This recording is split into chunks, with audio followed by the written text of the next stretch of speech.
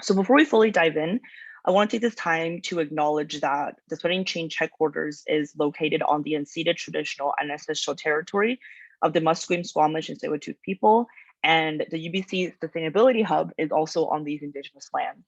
And it's very important to us as we go into today's event to think about what it means to practice truth and reconciliation within our work, especially when we're talking about systems of oppression, as it happens in fashion and also many other industries, and ensuring that we're walking towards a path of reconciliation and truth together.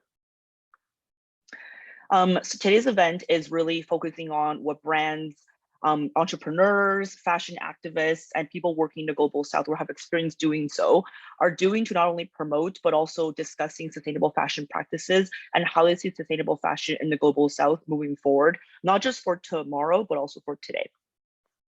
And the outline today's event is we're going to go into who we are and our team at Threading Change, some of our values and why we think this event is so important, welcoming our panelists, introducing our panelists, and then we'll have a presentation by the panelists of 3 to 5 minutes. We'll go into 4 dedicated Q&A questions, and then we have some time for audience questions if it allows, and also how we can keep the conversation growing. So a bit about Threading Change. Our mission is something we call the 6S, which is a feminist, fossil fuel-free fashion future. We were founded in, well, I guess it's been a while. Well, we started officially in October 2020, and the idea was initially seeded after I attended the United Nations Climate Change Conference, COP25 in Madrid, Spain. And I remember when I was in a 1-year anniversary signing event of the UN Sustainable Fashion Charter, that there was 11 people on the stage. There was only 2 people of color on the stage, and all the people up there were from big global brands such as H&M, Zara, Louis Vuitton, Levi's, Puma, talking about what great strides they were making in sustainability emissions reduction. And myself and the whole entire audience looked up and thought, wow, this definitely has a lot of greenwashing embedded within this talk, because all the people up there saying they made great progress are some of the biggest polluters. And not only that, there was only 1 country represented in the global south out of 11 people. So the lack of equity was appalling.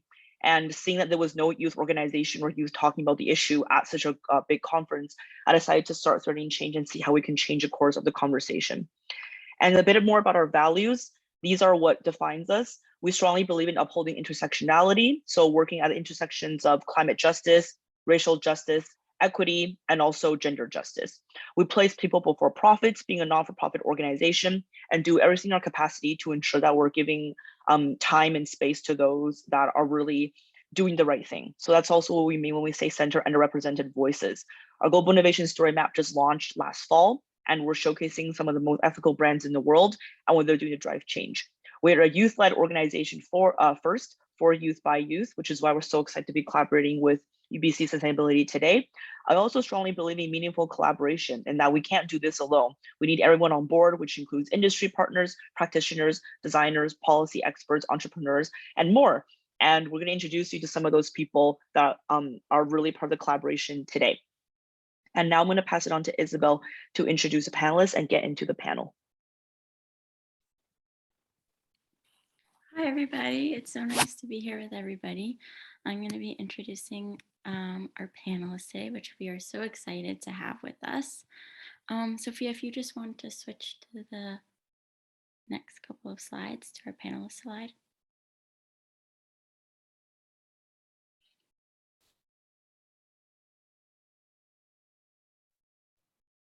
Oh, is it sharing? Yeah, it's not switching the slides. We're still on the Zoom etiquette slide. Oh, really? Have you guys not seen my slides the whole time?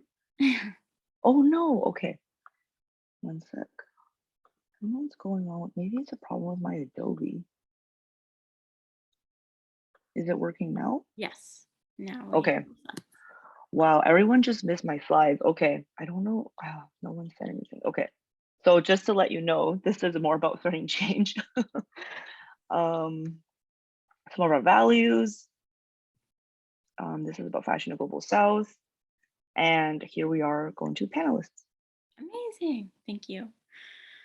Okay, so I'm so excited to introduce our 3 panelists today. We have David, Kirti, and Ashley here with us. They are amazing designers and makers and change makers within the Global South who are really working at these intersections and trying to find ways that we can move into a more just and sustainable future. So if you have any questions for them, please type them into the chat and we'll get those questions to the end of today's Q&A panel. But we wanted to give this opportunity first to allow our panelists to talk a little bit about them. So first off, starting us off is David, and we're so very pleased to introduce you to David. He has been a longtime champion of Africa's fashion economy, having a firm belief in the power of culture and storytelling in shaping next generation of production.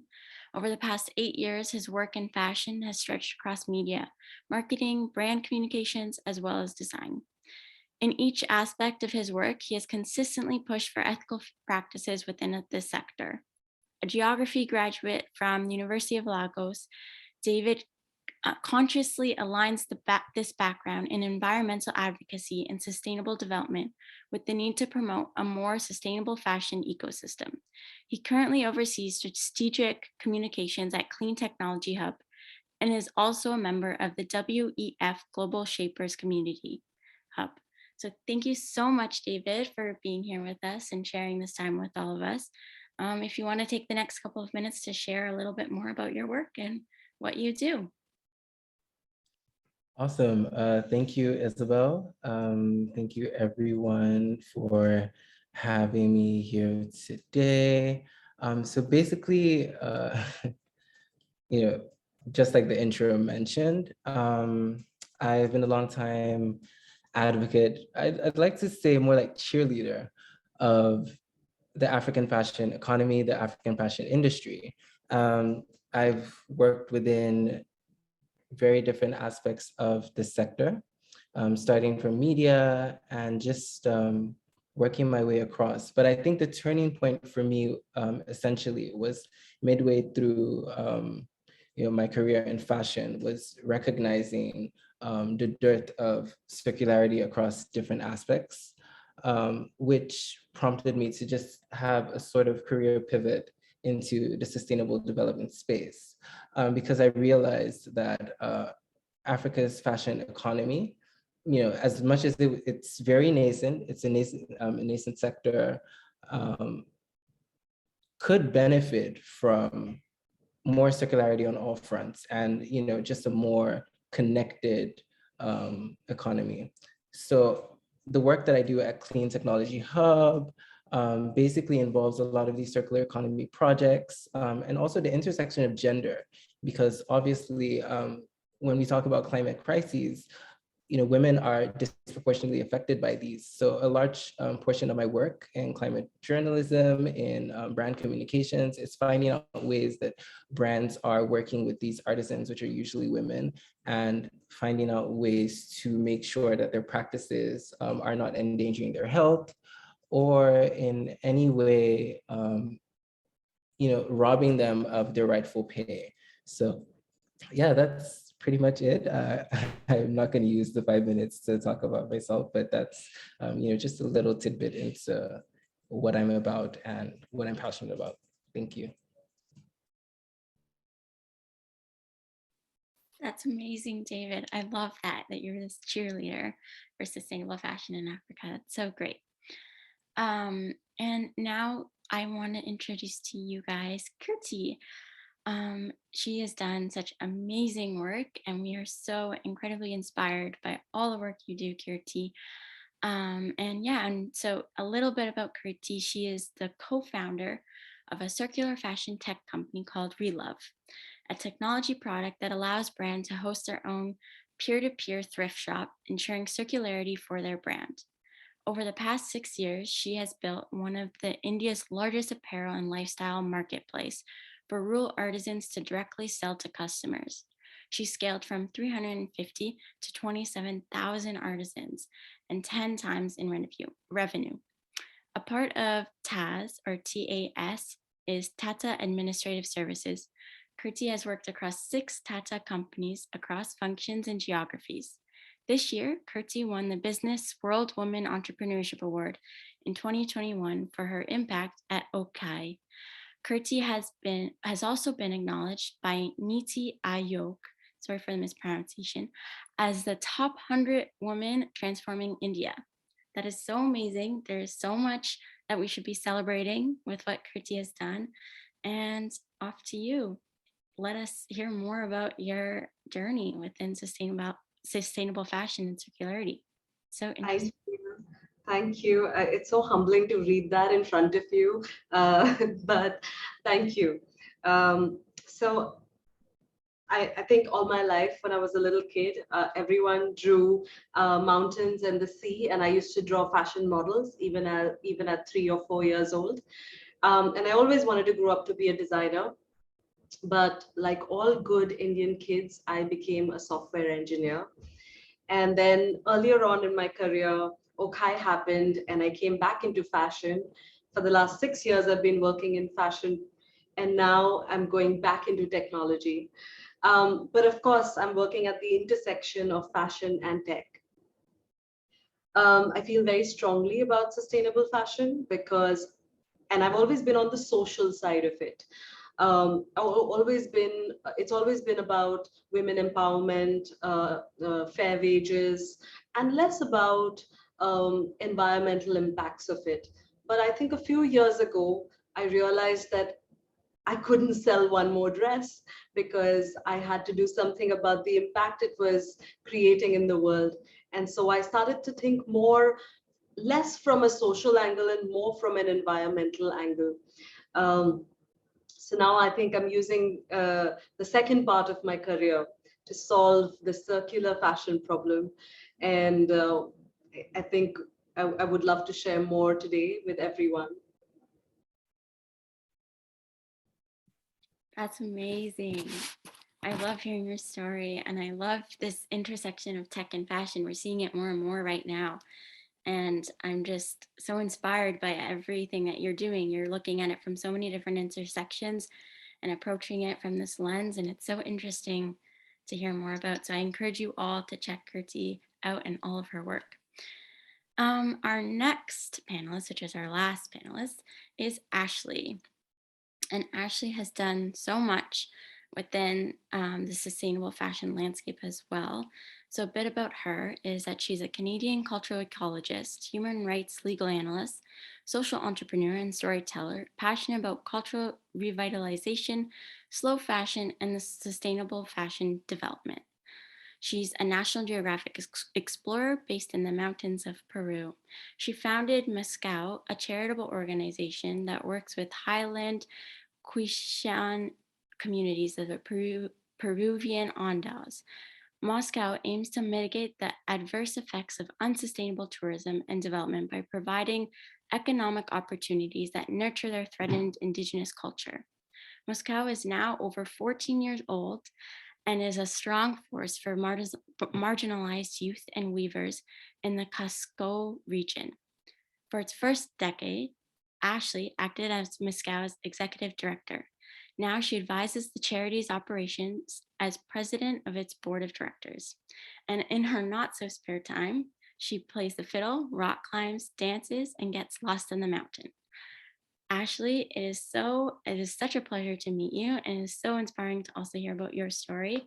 And I'm excited to learn more about how this all came to be. The floor is now yours. Thanks so much. Hi, everybody, and happy Sustainable Fashion Week. So Moskoi means dream in Quechua. And Moskoi started a little over 15 years ago now, quite accidentally, to be honest. I was traveling Central and South America and was in the Andean mountains of Peru and started seeing behind the scenes what was happening due to tourism and development in the region and due to markets that are very unsustainable and do not support local communities, and how me as a consumer was negatively impacting that and affecting that. If I didn't know how to positively purchase souvenirs, then how could I be making a positive footprint on my travels and everywhere I go? And considering it's one of the largest tourism epicenters due to Machu Picchu, one of the 7 wonders of the world, this meant that thousands of people daily were potentially making uneducated and I don't want to say incorrect because it's not necessarily their fault, but daily decisions that were negatively impacting local community members and their culture and their land and environment when they probably didn't know otherwise. And so one thing led to another, and I was working with local weavers in the area. So the Quechua is one of the 4 indigenous cultures of the Andean Mountains, and the Quechua weaving tradition is extremely important for the culture, for their connection to land, their connection to others, their history, and primarily women's work. It's one of the only ways that women can express themselves and tell their story through their own hearts and hands, through the symbols in their weavings. But I was seeing and hearing that this was getting lost in the oversaturated marketplaces of synthetic machine-made replicas, and being pushed out of the marketplace. So I'll actually just share my screen. I didn't think I would, but I will. Oh, I'm not allowed. If I am allowed, I will share my screen for a second. Okay, great, thanks. Nope, still no. Okay, so I'll stop mine and Okay. I will give you screen share. Okay. Still says no. Let me know if I can. I'll just keep explaining while I'm waiting. So Kim, could you make Ashley a co-host? So while that was going on, there's also this shift with youth in the area who are unable to get jobs in their, thank you, I have it now, jobs in their local communities because of this rapidly expanding unsustainable tourism and development industry. And so youth were being pushed off their lands and into quite dangerous job industries and a lot of illegal mining and things like that. And so Moskoi, so I started Moskoi in 2006 with the idea of looking at how to mitigate these unsustainable effects of tourism and development on the region and on the local communities. And so we have 3 different programs. One is a fair trade textile program that works with weaving artisans around the region to provide fair trade market access, and then 100% of the profit goes back to them, their families, and their communities for their own choices of what they want sustainable development to look like for their communities. And then a portion of that goes into a youth scholarship program for the students of their communities to be able to pursue post-secondary education and get a job in their communities and be able to be the next generation of leaders. And then we also have a field school where we work with students from up here at UVic, at UBC, around the world, to have field courses and responsible tours to learn about how can we be more responsible consumers when we're traveling around the world and in our own homes as well. And so the one thing I wanted to quickly share is this infograph that I'm finishing my PhD right now at UBC, and it's looking at this. It's looking at safeguarding cultural heritage and reframing what the marketplaces look like so that economy doesn't trump culture and environment, but it actually is a way to uphold and uplift them. So this is a diagram I made with my colleague at National Geographic, Abby Engelman, where so the blue looks shorter, but it's not. It's actually longer. The blue is the non-circular supply chain for the synthetic machine-made replicas that are coming into the system and exiting. None of the income, nothing returns back to the communities. While the yellow is actually the circular economy that where women can work in their cooperatives on the land with natural fibers and dyes, hand-spun yarn, traditional processes to create their backstrap weavings and then sell them at a marketplace that does value their work, that is fair and just for their knowledge and skills, and then it returns back to them so that they can continue sustaining themselves as weavers. So that's essentially what we're working on. Amazing. I love that graphic. It's so interesting. And I'm sure like with this PhD, you're going to be doing so many more amazing things, and we hope you can keep us up to date on all of that. So thank you for sharing your story, Ashley. Now we will get back into our panel discussion. So for our first question, and we have 4 of them today. For our first question, we're going to be exploring, what does circularity in the fashion industry mean to you? Do you think it is becoming a buzzword? So I don't know if David, you would like to start us off with this question and just kind of voice some of your thoughts, and we'll have like a very great conversation. Yeah, of course, of course. So I'm, like I mentioned before, I'm very passionate about circularity within the fashion industry. And to me, so for the first part of the question, it essentially means thinking about various aspects of the entire production process. So, I'm talking every single, part of the production process from the very beginning, thinking about what sort of fabric are you using to create these garments, and asking yourself a series of questions. The fabric I'm using, is it biodegradable?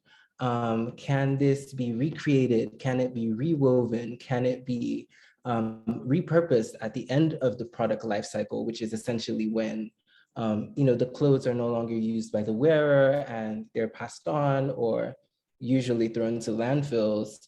But can that be recycled and can it be repurposed? So consciously thinking of how this affects, and I absolutely love what Ashley, the infographic that Ashley made, that perfect, honestly perfect, just basically highlighting that's essentially what it is for me, having a conscious idea of how each part of the production process affects each of the parties involved, and basically just carving out waste from different stages of the process in general. So that's for me. Amazing, yeah. I think it's true. I think it's looking at every step of the supply chain and seeing how every step has a different step of end of life cycle. Kurtzi, would you like to discuss a little bit of what circularity means to you? And I mean, your work is like, so much of it is inherently based off of it. So what are your thoughts? So I find circularity less of a buzzword than sustainable fashion, because that's so macro and you can talk about anything. But when you talk about circularity, it's measurable, it's far more granular than the general term, right? To me, it's of course resell, rewear, and to an extent recycle, because I know how badly recycling is failing us. And I know exactly where those are going, right? It's still a utopian concept and it's not really working. But when it comes to resell, of course, there are peer-to-peer platforms, there are technologies already available like Relove, which are helping brands resell. I feel like that extends the life of a garment, right? If we were to produce everything using cotton, cotton is actually biodegradable, recyclable, but it's very bad for the soil. And even if you had to grow cotton today for everyone on the planet, there isn't enough land to actually do that. It's impossible for you to do that. Now, in that case, while I am absolutely against what synthetic fibers do to the water table and how they actually pollute everything through microplastics, and if there is a better way to wash them, I think that garment, if it's going to last 600 years, can be sold at least 100 times. And if we can enable that resale, and if people, and that's why rentals have not worked very well across the world, because people rent it, they don't take care of it. But when you buy it and it becomes yours for some time, you take care of it very differently. And if you buy it knowing that you can resell it, you're going to take care of it even more differently than you would in any other format. So I think that's my understanding of this. I think that can really solve the problem, a large part of the problem. Last week, we launched Relove on one of the largest Indian wear brands. The brand has 1.1 million followers. We are seeing about 40 to 50 resale listings a day. That's no longer a utopian concept. That's like it's happening now, and it's happening here, and it's happening at a really large scale. As of now, we are launching 2 brands a week, which means the scale of this being adopted by brands is absolutely large, and brands are realizing that they can make circularity real for their customers. Thanks. Wow, that's so exciting to hear. It's very exciting. Congratulations. Ashley, would you like to give us your thoughts on circularity and your opinion about it becoming a buzzword? Sure. So I've heard circular economy more than circularity, I think that's a bit more of a buzzword, although in a good way. I think often buzzwords mean it's more like greenwashing and they're just tapping it on. And I think it actually is getting known as what does that actually mean? What is its definition, or many versions of its definition? For me, I think a big part of it is reducing what's called distanciation. So like the distance between producer to consumer. You can measure how many cogs are along the commodity chain. And generally speaking, the more cogs there are, the more unsustainable it is, and the less connection the consumer has with the producer. And so if we can work on shortening that and then connecting back so that the consumer really does ask those questions and understand who made her clothes and what types of materials and what is the story embedded in it and those kinds of questions, then it starts not only circulating back ecologically, but then the producers who are the kind of the epicenter of, or should be the epicenter of the fashion industry. They aren't currently, but they actually start reaping the positive benefits of the purchase, and they have a fair price. They have respect and value for their work. They can continue maintaining their work, all of that kind of stuff by looping back around. And so I see it as very much like the three pillars of sustainability or sustainable development are economy, environment, and sociocultural aspects. And I think we have to look that same way at circular economy and circularity, that all 3 of those need to come together to shorten the commodity chain. Yeah, I love that. And I love your point about reducing that supply chain. And I think that's also like one of the biggest argument of creating these like local economies. So we know exactly what's happening within that supply chain and shortening that time and that space even. So if we want to move on to our next question. I'm loving all the answers so far. Thank you so much to the panelists. So the second question is, how do we ensure accountability and transparency across the supply chain? How can actions be better? And while also keeping in mind that sometimes a ban isn't necessarily a sustainable option. And I'll open it up to anyone to answer this question.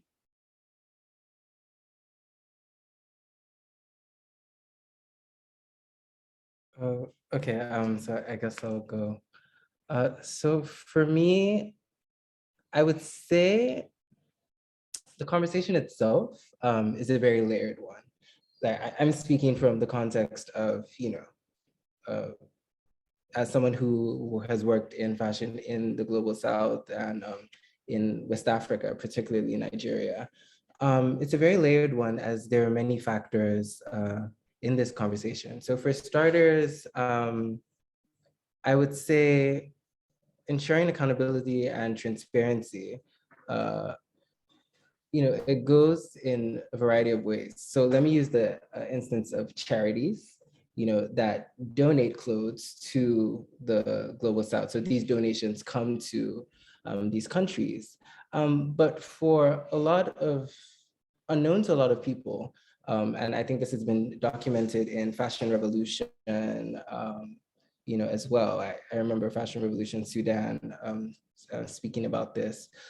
What these clothes, the life cycle isn't exactly guaranteed. And I'll explain in the sense that there isn't so much of a verification process in terms of what do these people need. And so, the global north is sending a whole bunch of clothes to the global south that the global south doesn't necessarily know what to do with. So you have leather jackets and fur coats coming to West Africa, and you wonder how those clothes are going to be used by the people that are here. So if you are going to be a charitable donation, say an Oxfam or whatever, it's important to tailor your acts of goodwill to exactly what these communities need. So that's being conscious about the needs of these end consumers. These are people in last mile communities. And so you have to be very transparent about what is being sent. And you have to be sure that from the ports of entry, these aren't being hijacked, because what happens a lot is that these are then sold for interesting prices to people who just want to be clothed. And then in being clothed, they take whatever is being given. But what comes in, like I said about the leather jacket thing, is the clothes don't really last for as long. And I think Kirti mentioned it as well. The clothes then become useless. So it's not biodegradable, it's not helpful. And across the supply chain, yeah, it's pretty much it for me. I'm not sure if that made sense, but that's just my understanding of just ensuring that from a charitable angle. Thank you. David, I completely agree with you. At one of our events last April for Clothes Busters, we had Samuel from the OR Foundation come and speak about donations and atrocity of what's happening at Katamanto in Ghana. And something he said that really stuck with all of us was some of the clothing that we see donated have blood on it, like sweat. It's so dirty. Like you wouldn't even give this to someone, like you wouldn't even necessarily put this in the garbage. So you're just treating this as a garbage dump. And I think the problem is that we really start to look at our clothing as just commodities. And for lots of different brands, it's just a ways to make money. And we're not looking at them as stories. And a lot of our clothing have lived experiences embodied within them. There's an amazing project called the Shoe Project, which looks at the pair of shoes that immigrant women wore when they immigrated. And I think that's so powerful. So I think changing this angle of how we view clothing is an integral part of how we can ensure more accountability as well within the supply chain. So thank you for sharing. I think what you said was very relevant. Ashley, Kirti, anything to add? Go ahead. I'll just add quickly here that across India is a large manufacturing hub, right? So if you're producing so much for the rest of the world, your processes of manufacturing should ensure transparency. The best way to do this is to have third-party verifications, which are audits that manufacturing units go through, which of course you don't need to then no longer reveal to your customer, but you're revealing to a third party. When we work with artisans across the country, we often work with smaller organizations doing trainings or producing locally. What we work with is open costing. So we don't want to tell everyone how much this costs to make and who made how much, but open your books in a meeting with us. Tell us how much this dress cost and how much did you pay everyone and how much was the profit share across the value chain and not just the value share. And that has really helped us ensure accountability and transparency. I think just banning something is definitely not the solution, and setting up structures for it definitely is. Thank you.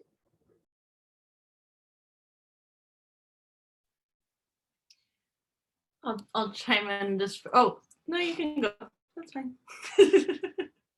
I was just going to say, I agree with David and Kirti. I was going to mention though, that like, just how important the role of the consumer is with that conversation, with all of what we're talking about, is that I think it's so easy to think, oh, I'm only one person, can't change waves. And yet market demand is market demand because of consumers. And right now that market demand means efficiency and standardization and exploitation. And if people demanded that it was not those things, and that people were okay with waiting longer for something that was handmade or ethically made or less standardized, and they were okay with tiny imperfections and all these things, not only okay, but actually celebrate it because that's actually part of the story of the clothing, I think that would really change things. But it needs to have a critical mass of consumers that demand accountability, transparency in that.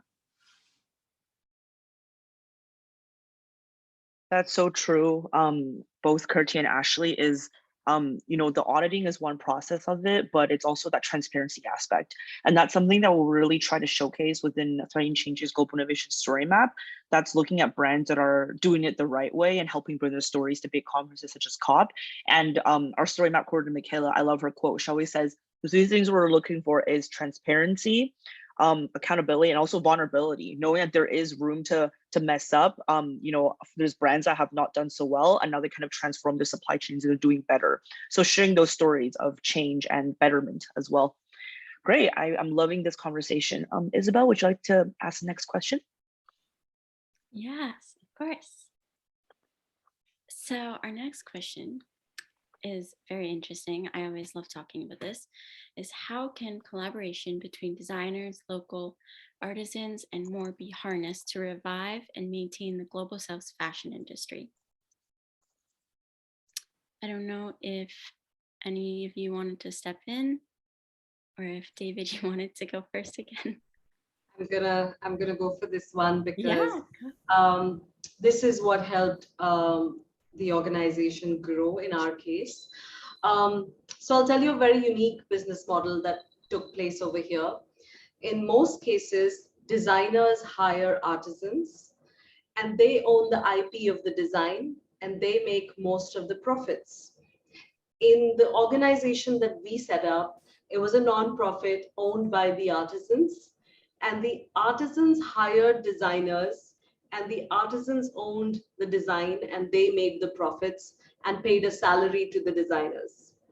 And I think that reversed the ecosystem, and that reversed the way people thought about it, that artisans can also hire designers now. I think that helped us improve the quality of the traditional crafts. Everyone loved that embroidered jacket, but it always came in red, blue, green, and yellow, the primary colors which rural India and artisans in India knew. But now they had onion pink and a sky blue in the same jacket. And that helped us sell the same jackets across Paris and New York. And that was artisans selling those directly. So I think that collaboration can be taken across the world, and you can actually improve not only industry in India or China, but you can improve it across the world.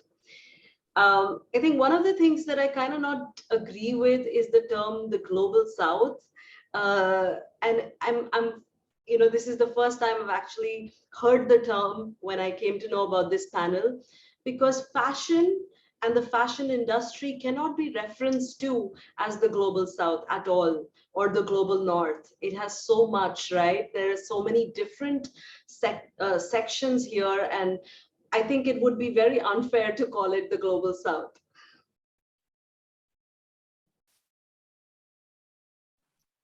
Yeah, that's an interesting point. There are a lot of different nuances, right, with even that word, and like language is so important when we're talking about all of this. But also to go back to giving the ownership and also this responsibility to the artisans to create their designs and also have their designs, they reap the benefits of their designs, I think is so important, giving them that work and that worth to do that work is so beautiful. And there's so much more to be talked about, I think, within this realm of designers and local artisans. And I would love to hear from either David or Ashley what you think about this and how you think this can cross collaboration can happen. I can give a story of what's going on a lot in Peru. So Mhm. I was looking around because I was hoping to show you a textile, but I can grab it in a second. But essentially the symbols in the textiles, as I mentioned, are very, very important, but it's not just putting the symbol in, it's putting the symbol in and how it relates to other symbols around it and why that symbol was chosen. And so what's starting to happen now is, first of all, as Kirti was mentioning, retailers or kind of intermediaries of various sorts are commissioning textiles with specific symbols or designs that they know will be marketable. But then by doing so, it actually loses pretty much the entire cultural aspect of the sustainability Venn diagram, where without the story embedded in it and without transmitting that knowledge to the next generation, that's a huge aspect of the cultural heritage that they will lose by not being able to make their textiles economically relevant in a way that they choose and in a way that they actually want. They're only doing it with the end goal of selling, as opposed to actually telling their stories. And so I think that's something that people overlook sometimes, of like, yes, but we're paying fairly and we're giving an economy, an income, and all of these different things, where economic relevance is a huge, huge part of, I know I'm more on the cultural side, I apologize, but like more on the, it's a huge part of safeguarding cultural heritage and making the fashion industry sustainable. But that's only if it aligns with actually supporting and upholding the what's embedded in the culture and what's important for that culture, not forcing it to shift. And so I think forcing the market to shift through storytelling and through education about why those symbols are important, not forcing the producers to shift for the whim of the market. Yeah, that's such an important point to bring up.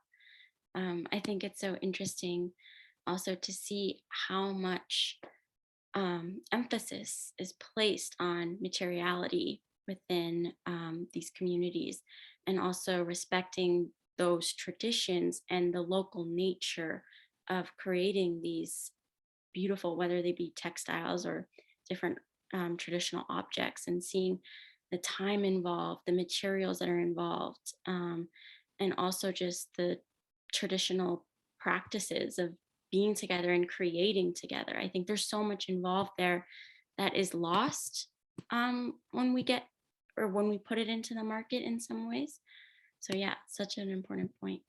David, did you want to add anything or bring in your Yeah. perspective? Yeah, so I find this is, you know, an area that I'm very much interested in. A lot of my work, journalism work, is basically about the intersection of climate change, climate action, climate advocacy with fashion, manufacturing, and practices. And from time to time, I do deep dives and research papers on this. And recently, I've been exploring you know, this question in particular. And, you know, I found that a lot of brands within West Africa are already, you know, on course to create this new shift in the industry. So Olo Concept is a brand based in Abidjan in Cote d'Ivoire. They employ women workers, you know, in the commune of, I think, Shreshville. Yeah, and they dye eco linen used for clothing. And so these are practices, these dyeing practices have been unique to these communities, which have mostly been led by women leading these design communities over time. And so they employ these practices to not just empower them, but also like amplify their work on a global stage, because it's a luxury fashion brand. And then, you know, they also do this incredible thing with goldsmiths in Grand Bassam, you know, producing buttons, gold, you know, specialized buttons. Yeah. And so those are just really interesting points that I feel it also like points to what Ashley mentioned about, you know, just basically highlighting the key components of their culture. And I think Studio 189, which I feel like most people should be more familiar with, Rosario Dawson and Aberdeen area. So they work with artisans, across West Africa. I mean, they're doing incredible things with women dyers and weavers, just making sure that, and also teaching them new innovative ways of doing tech. So they're doing things with pineapple fibers now and making insoles from wood. So it's just really interesting how partnerships between designers who have global experience and then with local artisans that have raw untapped talent come together. And then of course you have partnerships with the ITC, which Studio 189 just collaborated with, just partnered with rather. And then you just have that combination, and it just a way to grow the industry in such an incredible way, and also to make the industry more sustainable, because these are these dyes, these actual indigo dyes, this isn't the dyeing that contaminates wastewater. These are like actual dyes that can get washed away and do not pose a threat to the environment. So I think, yeah, this is a really interesting shift in the West African fashion industry, which I feel like more people should pay attention to in the coming years. Yeah. Thank you. Yeah, totally amazing. I'm gonna check those brands out. I'm so excited to see what they're doing.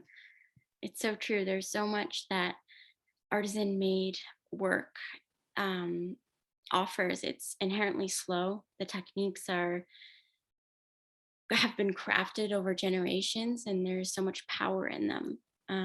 And I guess that is a really good segue into our next question. I'll pass it on to Sophia. Amazing. That was a great discussion. In the interest of time, also because we have some really great questions and storytelling was woven to the discussion, I'm gonna say one audience question that I think is quite interesting. And that question is, Joanne would like to know, how can we address and ultimately reduce overproduction? Because we hear this all the time, and we know that sometimes outright banning is impossible. And maybe this is an impossible answer. Perhaps this is a wicked problem.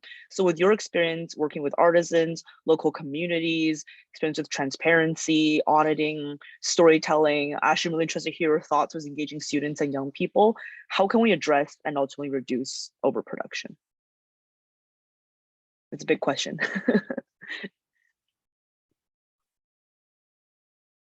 Should I go first? I don't know. Is anybody? Okay, great. I think that rewear, resale is definitely a way to reduce overproduction. Every time you resell a dress, it eliminates 6 times its weight in CO2. It reduces its footprint by 82%. And if you think about the fact that if I buy a dress and it doesn't fit me anymore after 6 months, or if I'm bored of wearing it, if I resell that dress, it eliminates the production of another one. 9 billion pieces of clothing are actually lying idle in our closets. There's like actual data on that. If customers' closets are already full, brands are going to try and sell you more stuff that you don't need, and you're going to buy it and again keep it in your wardrobe that doesn't have space already. So I really think that swapping, rewearing, reselling is a huge solution to overproduction. And I think now that I think of the question more directly, I also think that on-demand supply is, I need a black dress, and now I don't need it now, I need it 6 months later. Is there a way for me to get that for me in my measurement and customized for me, closest to my house, maybe the tailor down my road and the person making fabric 5 kilometers away? Is there a way to do that? Yes, technology can make that happen. Thank you.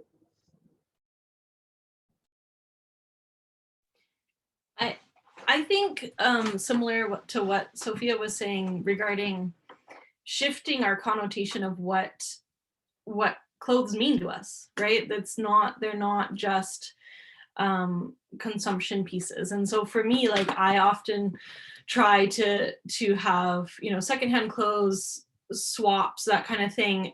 unless or except for when I actually want to buy something for the sake of the article itself. So like this is like handmade with yanali bark, with alpaca wool, and it's like it's a piece of the culture and heritage and support. Like if you know where it comes from and you want to buy it for that reason, as opposed to because you don't have the time to wait, or you don't have, you don't want to buy secondhand, or if it's for the clothing itself, then I think it kind of balances both what Kirti and Janet in the chat mentioned, where also celebrating the fashion industry, but the slow fashion industry and the sustainable fashion industry, we want to keep that alive. We want to celebrate cultural heritage, but how to do that in a way that is kind of is at a sustainable threshold. And so like, and I think a part of that is actually just going back to the question itself, defining what overproduction actually means and in each context, because we're, for example, launching this yarn line for 100% natural hand-sheared alpaca yarn. And to think about the carrying capacity embedded in each ball of yarn is so fascinating, depending on if you look at it from an environmental perspective, how many alpacas can the land sustain, versus a social perspective, how many balls of yarn do the women want to make per month without negatively impacting other parts of their life, etc. If you start looking at all those different things, overproduction actually means something very different. So I think that's also something to look at. Yeah. Okay. So I definitely agree with what Ashley is saying, and Kriti as well. My take on this is basically, I feel like this is more of a two-way street for both consumers and the people who are designing. So we have all this talk about the overproduction of clothes, but you have fast fashion brands popping up by the minute, selling millions and millions of clothes each year, and they're meeting the demand of an audience that cares about sustainability, but also wants clothes immediately. So it comes with the consumers themselves asking questions. Is my penchant for having a really nice dress next week, or a new dress to wear to my friend's birthday party, is that very much important? So that's from a personal perspective of the consumer. And then for designers, for a lot of designers that I work with, consulting brands, especially on moves that pertain to ethical fashion practices, I ask them to clearly define, because we live in an age where there are so many brands, there's so many designers, everyone wants to sell product. But at the same time, if you truly care about creating clothes and the craftsmanship, especially in this part of the world, West Africa, where there are so many time-honored techniques that take tons and tons of hours to weave and to make, then you would be more conscious about making clothes that people can cherish, which I think also points to what Kirti mentioned about if that the clothes are special to you, and you really love these outfits, and you're not renting them if it's special to you. So you're just creating a story and creating and attaching actual value to the clothes, and not treating the clothes as just products that can be disseminated season after season. Yeah, that's just something for both sides to think about. Yeah. Amazing. Thank you so much to all the panelists for sharing their great insights. It's definitely the gentrification of thrifting and vintage shopping is a topic that we hope to address at our upcoming events. But thank you all so much for joining us today and for your really, really insightful answers. It's been a fantastic conversation. If you have any other questions, feel free to put them in the chat, or you can email them to 13change.org, and we can get put it to the panelists. We're also launching our podcast soon, and I think I would like to invite all of them to be on our podcast. I'm just going to finish off with sharing some last minute things about 13 Change and also UBC sustainability. So can everyone see my screen? I'm going to double check this time. Yes, give me a thumbs up. Okay, sounds great. So we're actually currently in a hiring process for various paid and volunteer positions. Isabel will put the link in the chat. You can also go to bit.ly/TC jobs board. A lot of our work is centered around talking with folks all around the world about their perspectives on ethical fashion and how we can engage more artisans, collaborators, entrepreneurs, and more. We also have a fundraiser going on that's helping us reach our goal, so we can continue to deliver these programs for free to you. If you're interested, Isabel also put the link in the chat. But most importantly of all, let's keep the conversation growing. Fast fashion is not going to be eradicated tomorrow, and sustainable fashion will continue to have many loopholes and problems that we'll continue to address. But we can go do that in a path forward together. So if you want to follow us for upcoming events, here's our social channels. And this is only the first event as part of UBC's Sustainable Fashion Week with UB Sustainability Hub. There's so many more amazing events coming. Thank you so much all for participating today. We'll put a link in the chat on how you can sign up for more events. There's one tomorrow with Aja Barber on her new book, Consumed, and she is such a powerhouse in the sustainable fashion industry. We're talking with a bunch of local brands on Wednesday, not-for-profit leaders and other leaders on Friday. And Threading Change is doing 2 more panels this week. The second one is on where do my clothes actually come from, Wednesday at 5 p.m. Pacific. And the third one is Youth in Fashion this Thursday at 5 p.m. Pacific. We urge you to all go check out the events and see how we can keep the conversation growing.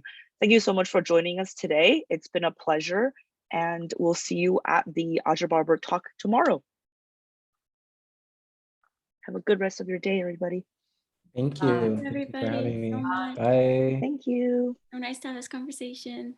Bye.